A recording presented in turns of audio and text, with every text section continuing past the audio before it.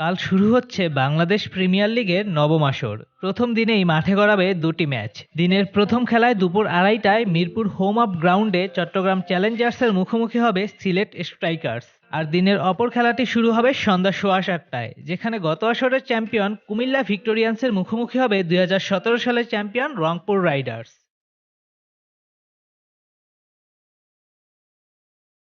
প্রথম দিনে খেলা নেই বাংলাদেশের টি-20 দলের অধিনায়ক সাকিব আল হাসানের দল ফরচুন বরিশালের।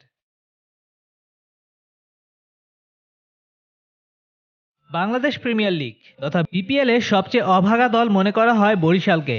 দলটি এখন পর্যন্ত টুর্নামেন্টটিতে ফাইনাল খেলেছে তিনবার, তবে জিততে পারেনি দেশের সর্ববৃহৎ ফ্র্যাঞ্চাইজি ভিত্তিক এই টুর্নামেন্টটির শিরোপা। বিপিএল এ এত সংখ্যকবার রানার আপ হওয়ার অভিজ্ঞতা নেই অন্য আর কোনো দলের। অপরদিকে অনেকটা একই পরিস্থিতিতে দলটির তারকা অলরাউন্ডার মেহেদী হাসান মিরাজ। এখন পর্যন্ত বিভিন্ন ফ্র্যাঞ্চাইজির হয়ে একাধিকবার ফাইনালে খেললেও কখনো বিপিএল এ শিরোপা জয়ের স্বাদ পাননি তিনি। তাই এবার বিপিএল এ বরিশালকে একটি শিরোপা জিতিয়ে নিজের বিপিএল জয়ের স্বপ্নটা পূরণ করতে চান এই তারকা অলরাউন্ডার।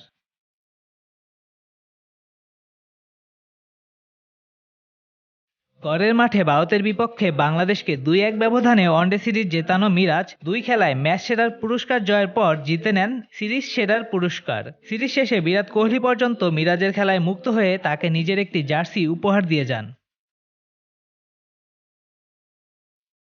বিপিএলে বরিশালের ওপেনার হিসেবে দেখা যাবে মিরাজকে, এবং 20 ওভারের ক্রিকেটে নিজের স্বপ্ন নিয়ে গণমাধ্যমকে দেওয়া এক সাক্ষাৎকারে তিনি বলেন, টি-20-র সেঞ্চুরির জন্য ওপেনিং বা উপরের দিকে ব্যাটিং করা দরকার। দোয়া করবেন শীঘ্রই যেন হয়ে যায়। এখানে আমার অধিনায়ক সাকিব ভাই আছেন, ভাই বলেছেন বিপিএলে আমাকে ওপেন করাবেন।